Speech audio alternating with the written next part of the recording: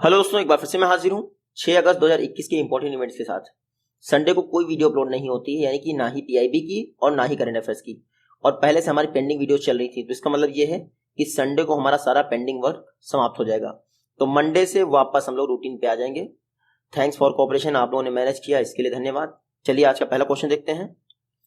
World bank द्वारा dam safety programme, जो India का डैम सेफ्टी प्रोग्राम है, उसके लिए कितना असिस्टेंस अप्रूव किया गया है? तो वर्ल्ड बैंक ने इंडिया के डैम सेफ्टी प्रोग्राम के लिए $250 मिलियन, कितना? $250 मिलियन दिया है। ये देख लीजिए, वर्ल्ड बैंक द्वारा इंडिया के डैम सेफ्टी प्रोग्राम के लिए $250 मिलियन दिया गया है। पर्पस क्या है? जो पहले से बने हुए डैम हैं उनकी एज काफी ज्यादा हो गई है, तो उनके रिजुवनेशन के लिए, उनकी बेहतर परफॉर्मेंस के लिए, उनकी सेफ्टी के लिए, इन सभी को इम्प्रूव किया जा सके, इसके लिए वर्ल्ड बैंक ने $250 मिलियन दिया है इंडिया के डैम सेफ्टी प्रोग्राम के लिए। देखिए, इंडिया का डैम सेफ्टी प्रोग्राम यानी ड्रिप प्रोग्राम, इसका सेकंड फेज चल रहा है। ड्रिप मतलब dam rehabilitation and improvement project. Drip project 2012 में लॉन्च किया गया था। ये वर्ल्ड बैंक असिस्टेड प्रोग्राम है। अब इसका सेकंड फेज चल रहा है, जिसके लिए वर्ल्ड बैंक ने $250 मिलियन दिए हैं, याद रखिएगा। पूरे देश में इसको सेंट्रल वाटर कमीशन द्वारा इंप्लीमेंट किया जा रहा है। सेकंड फेज के तहत पूरे देश के 120 डैम्स को सिलेक्ट किया गया है रिहेबिलिटेशन के लिए, क्योंकि डैम्स की एज 100 ईयर हो रही है इंडिया में और कभी भी ये क्राइसिस का कारण बन सकते हैं। इसीलिए गवर्नमेंट ऑफ इंडिया ने 2012 में ड्रिप यानी dam rehabilitation and improvement project launch किया था। क्योंकि वर्ल्ड बैंक ने $250 मिलियन दिया है, तो वर्ल्ड बैंक की बात कर लेते हैं। 1944 में स्थापना हुई थी वर्ल्ड बैंक की। वॉशिंगटन डीसी में हेडक्वार्टर है। प्रेसिडेंट है डेविड मैलपास और एमडी एंड सीएफओ कौन है? अंशुला कांत। देखिए, वर्ल्ड बैंक दो बॉडी से मिलकर बना है, आईबीआरडी और आईडीए। इसमें आईबीआरडी के जितने मेंबर होते हैं वही वर्ल्ड बैंक के मेंबर कहलाते हैं, यानी international bank for reconstruction and development. तो 189 मेंबर हो गए वर्ल्ड बैंक के, याद रखिएगा। बीआरओ बॉर्डर रोड ऑर्गेनाइजेशन द्वारा वर्ल्ड का हाईएस्ट रोड बनाया गया है उमलिंगला पास में। ये कहाँ स्थित है? तो उमलिंगला पास 1 महीने पहले ही मैंने पढ़ाया था। यह स्थित है लद्दाख में। क्यों पढ़ाया था? कि पहली बार मोटर बाइक रेस हुई थी उमलिंगला पास के थ्रू, इसीलिए मैं पढ़ाया था। तो वर्ल्ड का हाईएस्ट रोड है आपका उमलिंगला पास, जो कि लद्दाख में स्थित है, यानी ईस्टर्न लद्दाख में। देख लीजिए, 19,300 फीट की ऊंचाई पर स्थित है उमलिंगला पास, जहां पर बीआरओ ने अपनी रोड कंप्लीट कर ली है। ये 52 किलोमीटर लॉन्ग रोड है, उमलिंगला पास के थ्रू होकर जाती है, जो कि चुमार सेक्टर को ईस्टर्न लद्दाख से जोड़ती है। तो बीआरओ ने बनाया है उमलिंगला पास पर रोड, हाईएस्ट एवर रोड है वर्ल्ड में।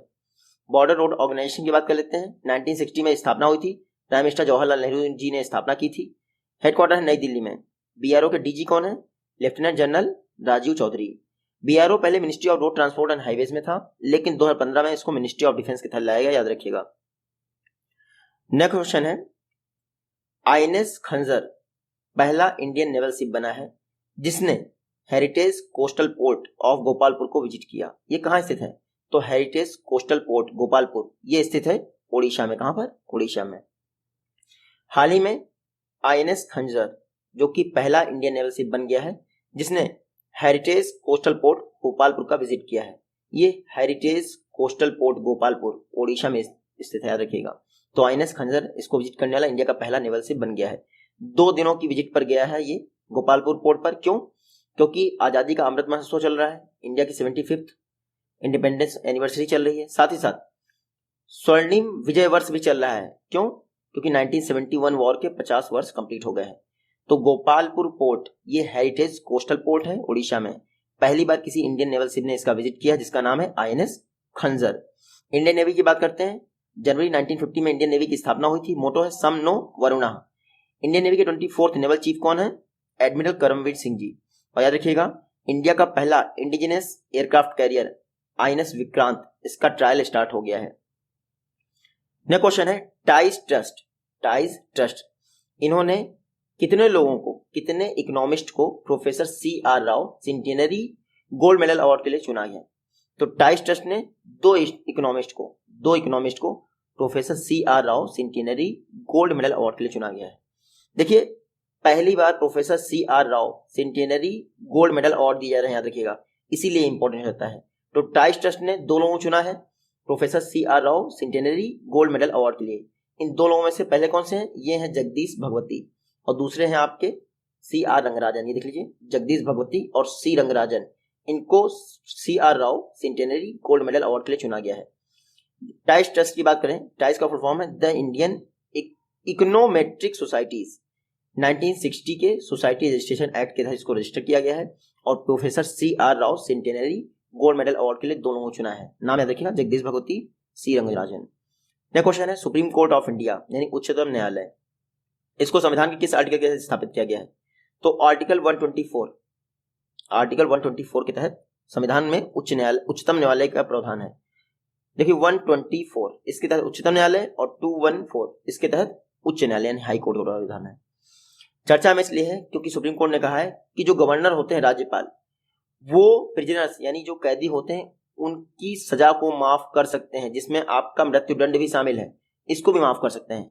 मृत्युदंड को वो आसान कर सकते हैं, पूरी तरह से माफ करने का संविधान में राज्यपाल के पास अधिकार नहीं है, लेकिन राष्ट्रपति के पास है। आर्टिकल 72 के तहत राज्यपाल के पास आर्टिकल 161 के तहत अधिकार है कि वो कैदियों की सजा माफ कर सकते हैं। इसमें क्या होता है, हार्ड है तो उसको सॉफ्ट कर सकते हैं, कोई महिला है तो उसकी मैटरनिटी को ध्यान रखते हुए उसकी सजा माफ। तो राज्यपाल के पास बहुत सारे अधिकार होते हैं।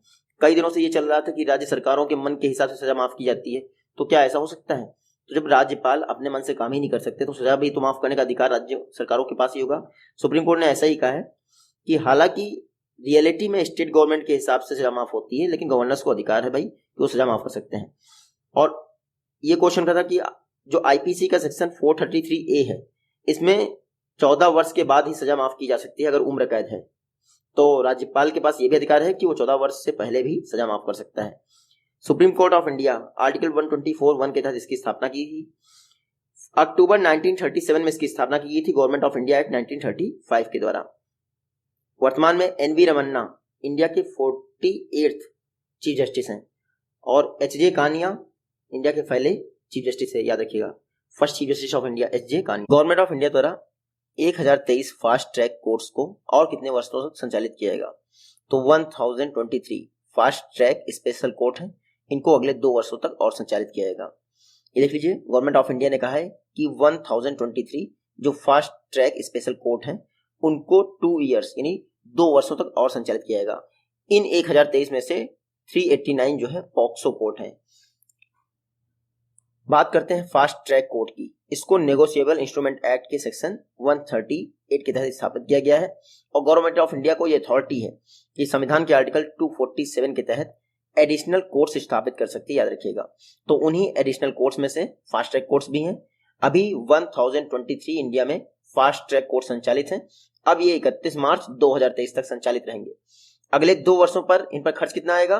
1572.86 करोड़ यानी 1572.86 करोड़ आएगा। इसमें गवर्नमेंट ऑफ इंडिया यानी सेंट्रल का शेयर इतना रहेगा। सेंट्रल का जो शेयर होगा वो निर्भया फंड से बेयर किया जाएगा। निर्भया फंड आपको बताइए 1000 करोड़ का फंड था। तो फास्ट ट्रैक कोर्ट 1023 है, इनको 2 वर्षों तक और संचालित किया जाएगा। नेक्स्ट क्वेश्चन है कुमार मंगलम बिरला, इन्होंने किस टेलीकॉम कंपनी के non executive director and non executive chairman की पोस्ट से रिजाइन कर दिया है या फिर स्टेप डाउन कर दिया है? तो कुमार मंगलम बिरला अभी तक वोडाफोन आइडिया ग्रुप के नॉन एग्जीक्यूटिव चेयरमैन थे। ये देख लीजिए, ये हैं कुमार मंगलम बिरला, आदित्य बिरला ग्रुप के चेयरमैन। इन्होंने वोडाफोन आइडिया ग्रुप के non executive director and non executive board के पद से इस्तीफा दे दिया है। अब कौन बनेगा नॉन एग्जीक्यूटिव डायरेक्टर या फिर नॉन एग्जीक्यूटिव चेयरमैन? तो वोडाफोन आइडिया के नॉन एग्जीक्यूटिव डायरेक्टर और नॉन एग्जीक्यूटिव चेयरमैन बन गए हैं हिमांशु कपानिया, याद रखिएगा। हिमांशु कपानिया वोडाफोन आइडिया के नॉन एग्जीक्यूटिव डायरेक्टर और नॉन एग्जीक्यूटिव चेयरमैन होंगे, जिन्होंने कुमार मंगलम बिरला को रिप्लेस कर दिया है। आदित्य बिरला की बात करें तो आजादी की पहली क्रांति यानी 1857 में स्थापना हुई थी, मुंबई में हेडक्वार्टर है। फाउंडर थे सेठ शिव नारायण बिरला और नॉन एग्जीक्यूटिव चेयरमैन कौन बन गए हैं? हिमांशु कपाड़िया। नेक्स्ट क्वेश्चन है कॉनकाकैफ फुटबॉल गोल्ड कप किसने जीता है? तो कॉनकाकैफ फुटबॉल गोल्ड कप ये जीता है आपके यूएसए ने। अमेरिका ने फाइनल में मैक्सिको को हरा दिया है और 2021 के कॉनकाकैफ फुटबॉल गोल्ड कप को जीत लिया है, जो कि लॉस वेगास में फाइनल खेला गया। ये 7वां फुटबॉल गोल्ड कप है जिसको यूएसए ने जीता है। कॉनकाकैफ गोल्ड क्लब देखिए, नॉर्थ अमेरिका और कैरेबियन सी यानी सेंट्रल अमेरिका सबको मिला ले तो सिर्फ इतने ही कॉन्टिनेंट में खेला जाता है कॉनकाकैफ फुटबॉल गोल्ड कप। 1991 से ऑर्गेनाइज किया जा रहा है। टोटल 16 टीम्स पार्टिसिपेट करती हैं। सबसे ज्यादा बार मैक्सिको ने जीता है, हालांकि इस बार यूएसए ने जीता है कॉनकाकैफ गोल्ड कप। कौन का कैफ देख लीजिए, continental champion of north America, और कैफ में आता है सेंट्रल अमेरिका एंड कैरेबियन। इस तरह से कौन का कैफ गोल्ड कप हो जाता है जिसको यूएस ने जीता है। नेक्स्ट क्वेश्चन है, देश का पहला कंसोर्टियम फॉर वर्चुअल रियलिटी यानी केव किसने डेवलप किया है? तो कंसोर्टियम फॉर वर्चुअल रियलिटी इसको डेवलप किया है आईआईटी मद्रास ने। ये देख लीजिए, आईआईटी मद्रास ने इंडिया का पहला कंसोर्टियम फॉर वर्चुअल रियलिटी जिसका नाम है केव इसको डेवलप किया है। केव मतलब consortium for virtual reality engineering mission in India, ये है केव का फुल फॉर्म, पता नहीं कैसे दिया गया है। तो इंडिया का पहला consortium for virtual reality IIT Madras develop किया है। पर्पस क्या होगा? पर्पस होगा जो नए नए मेंबर्स हैं वो एडवांस टेक्नोलॉजी में रिसर्च कर सकें, चाहे वो वर्चुअल रियलिटी हो, ऑगमेंटेड रियलिटी हो, कुछ भी हो। और ये जो केव कंसोर्टियम होगा ये आने वाले रिसर्चर्स के लिए एक रिपोजिटरी का काम करेगा। तो इंडिया का first consortium for virtual reality IIT Madras ने बनाया है। नेक्स्ट क्वेश्चन है, दुकानदार ओवरड्राफ्ट स्कीम किस बैंक ने लॉन्च की है? तो दुकानदार ओवरड्राफ्ट स्कीम एचडीएफसी बैंक ने लॉन्च की है। किसने? एचडीएफसी बैंक ने। ये देख लीजिए, एचडीएफसी बैंक ने दुकानदार ओवरड्राफ्ट स्कीम लॉन्च की है ताकि शॉपकीपर्स और मर्चेंट्स को हेल्प किया सके। एचडीएफसी बैंक ने कॉमन सर्विस सेंटर की मदद से ऐसा किया है। अगर आप लोन देने जा रहे हैं तो कम से कम 3 वर्षों के लिए आप रिटेल मार्केट से रिलेटेड हो, साथ ही साथ 6 मंथ का आपका बैंक स्टेटमेंट चाहिए। तो दुकानदार ओवरड्राफ्ट स्कीम दुकानों को लोन देने के लिए लॉन्च की गई है एचडीएफसी बैंक ने। एचडीएफसी बैंक की बात करें 1994 में स्थापना हुई थी, मुंबई में हेडक्वार्टर है। सीईओ हैं शशिधर जगदीशन और पेरेंट कंपनी का फुल फॉर्म आपको पता ही है HDFC housing development finance corporation. Next question है, एक बुक है लियोपर्ड डायरीज, इस बुक को किसने लिखा है? तो लियोपर्ड डायरीज इसको लिखा गया है संजय गबी ने। किसने? संजय गबी। संजय गबी की बुक का नाम है लियोपर्ड डायरीज, बस इतना याद रखिएगा, लियोपर्ड डायरीज, आगे कुछ आपको पढ़ने की जरूरत नहीं है। देखिए जो लियोपर्ड होता है तेंदुआ, ये पैंथेरा की जो 5 स्पीसीज हैं उनमें से एक है आपका। तो पैंथेरा वाइल्ड कैट फैमिलीज के लिए होता है जिसमें कि 5 स्पीसीज में से आपका लियोपर्ड है। लियोपर्ड डायरीज को लिखा है किसने? संजय गबी ने। इंडिया में लियोपर्ड की हाईएस्ट पॉपुलेशन एमपी में पाई जाती है। इंडिया के टोटल लियोपर्ड पॉपुलेशन का 26% एमपी में पाया जाता है। और ये जो संजय गबी हैं इनको विटले अवार्ड से भी सम्मानित किया जा चुका है 2017 में। विटले अवार्ड को ऑस्कर, ग्रीन ऑस्कर कहा जाता है, इतना याद रखिएगा। इंडियन मेंस हॉकी टीम ने 41 वर्षों में पहली बार ओलंपिक मेडल जीता है, किस कंट्री को हराकर? तो इंडियन मेंस हॉकी टीम ने जर्मनी को हराकर पिछले 41 वर्षों का पहला ओलंपिक मेडल जीता है। देख लीजिए, इंडियन मेंस हॉकी टीम ने जर्मनी को हराकर पिछले 41 वर्षों का पहला ओलंपिक मेडल जीता है। ये आप देख पाते होंगे। इंडियन मेंस हॉकी टीम, इसके कैप्टन कौन है इस समय? मनप्रीत सिंह है, सॉरी मनप्रीत सिंह है, कौर नहीं, कौर जो है लड़कियों के लिए यूज किया है। तो इंडियन हॉकी टीम के कैप्टन कौन है? मनप्रीत सिंह। और इंडियन हॉकी टीम के जो गोल्फ रोकते हैं उनको क्या कहते हैं? पी श्रीजेश है वो, ठीक है। गोल्फ रोकने वाला जो पर्सन है वो है पी श्रीजेश। ये 2 बंदों का नाम रखिएगा आप। हाल ही में इंडिया ने टोक्यो ओलंपिक 2020 में ब्रॉन्ज मेडल के लिए जो जर्मनी की हॉकी टीम थी उसको हरा दिया 5-4 से। तो इंडिया का 41 वर्षों में पहला मेडल हो गया है bronze medal. Last time India ने हॉकी में कुछ जीता था तो गोल्ड मेडल था, ये उसका 8वां गोल्ड मेडल था, कब? 1980 में। हालांकि इस बार इंडिया ने अपना 4था ब्रॉन्ज मेडल जीता है, बहुत समय बाद इंडिया ने कोई मेडल जीता है। इससे पहले ब्रॉन्ज मेडल 1972 के म्यूनिख ओलंपिक में जीता था। ये इंपॉर्टेंट फैक्ट है, याद रखिएगा। 1972 के म्यूनिख ओलंपिक में इंडिया ने ब्रॉन्ज जीता था। अब 2020 के टोक्यो ओलंपिक में ब्रॉन्ज मेडल जीता है। इंडिया ने 8 बार गोल्ड मेडल जीता है मेजर ध्यानचंद की याद में। ये है आपके मेजर ध्यानचंद के राज में। मेजर ध्यानचंद राजीव गांधी खेल रत्न अवार्ड उसका नाम बदल दिया गया है, ये भी याद रखिएगा। जूलॉजिकल सर्वे ऑफ इंडिया की फर्स्ट वुमेन डायरेक्टर कौन बनी है? तो रिसेंटली धृति बैनर्जी, ये देख लीजिए, Dhriti Banerjee Zoological Survey of India की फर्स्ट फीमेल डायरेक्टर बनी है। ये है Dhriti Banerjee. Zoological Survey of India के 105 वर्षों के इतिहास में पहली बार ऐसा हुआ है कि जब कोई वुमेन डायरेक्टर अपॉइंट हुआ है। तो नाम में देखिएगा, Dhriti Banerjee Zoological Survey of India की फर्स्ट फीमेल डायरेक्टर बनी है। जूलॉजिकल सर्वे ऑफ इंडिया की बात करें 1916 में स्थापना हुई थी, हेडक्वार्टर है कोलकाता में, और धृति बैनर्जी इसकी फर्स्ट फीमेल डायरेक्टर अपॉइंट हुई है। नेक्स्ट क्वेश्चन है, मोटो ग्रैंड पिक्स मोटो जीपी के नए ब्रांड एम्बेसडर कौन बने हैं? तो हाल ही में जॉन इब्राहिम मोटो जीपी के नए ब्रांड एम्बेसडर बने हैं। ये देख लीजिए, ये है जॉन इब्राहिम, मोटो ग्रैंड पिक्स मोटो जीपी के नए ब्रांड एम्बेसडर बने हैं। देखिए, यूरो स्पोर्ट इंडिया एक इंडिया का स्पोर्ट चैनल है। उसकी एक मोटर स्पोर्ट प्रॉपर्टी है मोटो जीपी, उसके ब्रांड एम्बेसडर बने हैं कौन? जॉन इब्राहिम। कुछ दिन बाद आपको ऐड दिखेगा टीवी पर जिसका टैगलाइन होगा मोटो जीपी रेस लगाते हैं, तो ये ऐड रिप्रेजेंट करेंगे जॉन इब्राहिम। तो मोटो जीपी के नए ब्रांड एम्बेसडर कौन बने हैं? जॉन इब्राहिम। देखिए यूरो स्पोर्ट 2017 से इंडिया में रन हो रहा है और ये एक इंडियन स्पोर्ट चैनल है। नेक्स्ट क्वेश्चन है justice V M Kanade, justice V M Kanade किस इंडियन स्टेट में लोकायुक्त अपॉइंट हुए हैं? Justice V M Kanade Maharashtra के नए लोकायुक्त बने हैं। ये हैं जस्टिस वी एम कनाडे, ये महाराष्ट्र के नए लोकायुक्त बन गए हैं, याद रखिएगा। जस्टिस वी एम कनाडे ने किसको रिप्लेस किया है? तो एमएल तहालियानी को रिप्लेस कर दिया है। तो ये हैं justice V M Kanade, Maharashtra के नए लोकायुक्त बने हैं। अच्छा स्टेट में, सेंट्रल में ये लोकायुक्त लोकपाल, ये जो आपका एक्ट पास हुआ था 2013 में, उसके तहत अपॉइंटमेंट होता है, याद रखिएगा।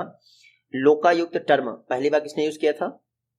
Doctor L M Singhvi. Lokpal और लोकायुक्त टर्म जो है डॉक्टर एल एम सिंघवी ने यूज किया था पहली बार। तो याद रखिएगा justice V M Kanade Bombay high court के जस्टिस है, हाल ही में महाराष्ट्र के नए लोकायुक्त बने हैं। महाराष्ट्र के गवर्नर भगत सिंह कोश्यारी ने इनका अपॉइंटमेंट कर दिया है। नेक्स्ट क्वेश्चन है पद्मा सचदेव, हाल ही में इनका निधन हो गया, कहां से बिलोंग करती थी? तो पद्मा सचदेव जी जम्मू कश्मीर से बिलोंग करती थी, बहुत फेमस है, याद रखिएगा इनका नाम। ये है Padma Sachdev, first modern women थी जो कि डोंगरी लैंग्वेज की पोएट थी। तो डोंगरी लैंग्वेज की फर्स्ट मॉडर्न कवियत्री नाम है पद्मा सचदेव, जम्मू से बिलोंग करती थी, हाल ही में इनका निधन हो गया। पद्मा सचदेव को 4th highest civilian award India में मिल चुका था, यानी पद्मश्री 2001 मिला था। तो देखिएगा Padma Sachdev first women poet, modern women poet of Dogri language, हाल ही में इनका निधन हो गया। कहां से बिलोंग करती थी? जम्मू कश्मीर से। ये आज की वीडियो क्वेश्चन है, आप इजीली इनका जवाब दे पाएंगे। जल्दी ही मिलते हैं आपसे नेक्स्ट वीडियो में, तो टेक केयर, गुड बाय।